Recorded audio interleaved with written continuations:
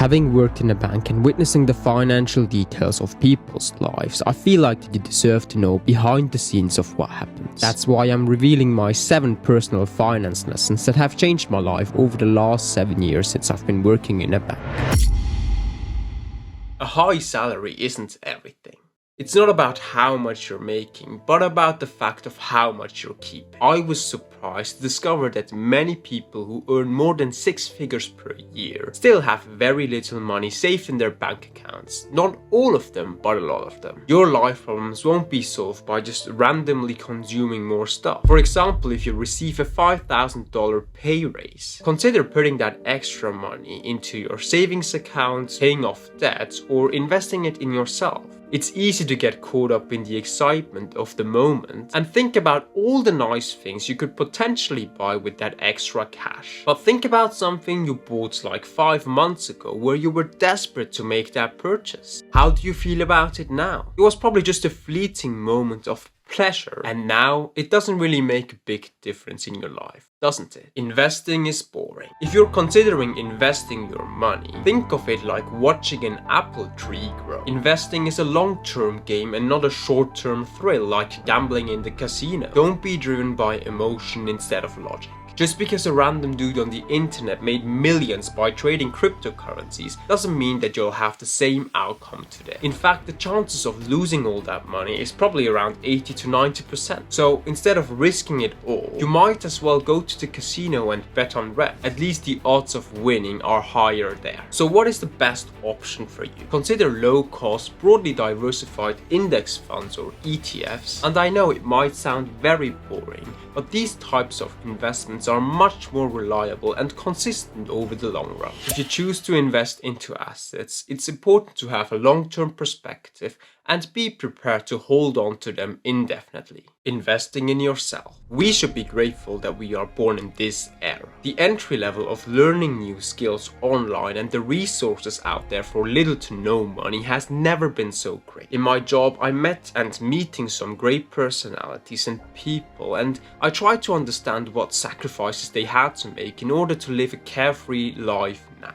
Most of them started very early on in investing into different skill sets, and they were working really hard. It's never just an overnight success. I know, this might sound very counterintuitive, but you have to spend money to make money. And I'm very honest here with you guys. I used to have a very stubborn mindset, particularly as a banker. I was extremely resistant to change and making those necessary investments. Taking this YouTube channel as an example, where I was creating with my phone for 1.5 years long content with. But just a couple of weeks ago, I've realized to finally upgrade to the Sony camera. But the struggle I had to make that purchase was awful. A lot of second guessing, which was a waste of time in the end. But eventually I've realized that investing in myself and my equipment will pay off in the future, even though it might feel intimidating at the moment. I hope that by improving my skills, not only as a content creator, but as a new open learner, I can continue to grow as a person.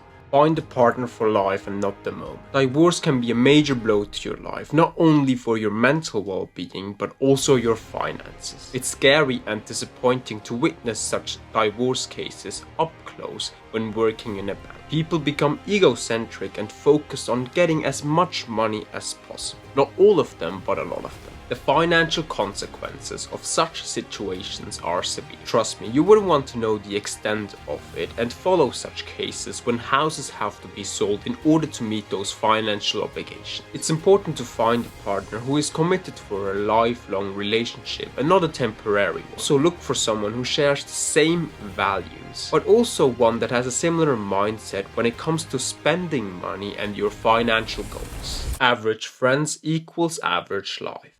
I said it many times on this channel. You're going to be the average of the 5 people you spend the most time with. The network of your friends is most likely formed by circumstances of neighborhood, school friends, co-workers and families. I've learned that I have to get out of my comfort zone and actually have to seek for new places and new opportunities, even if it feels uncomfortable to begin with. If your friends and family have negative attitude towards life and money habits, it's most likely that you'll have one too. So expand your inner circle and meet new people, sharing the values you're striving for.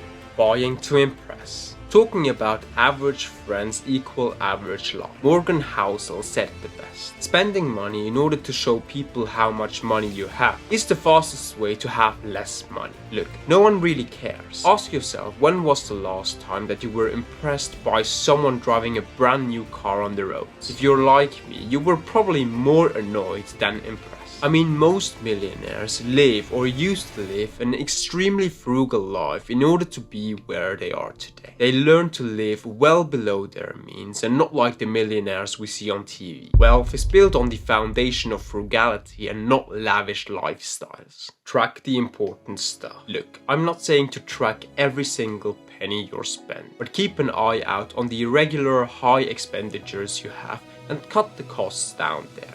Especially when it comes to crap you don't really need. Clothes you only wear occasionally, or gadgets you're just hyped about in the moment. In order to get a clear overview of your expenditures and income distribution, I have created this video here for you, where I'm talking about how to budget with some simple strategies. So I'll see you guys there.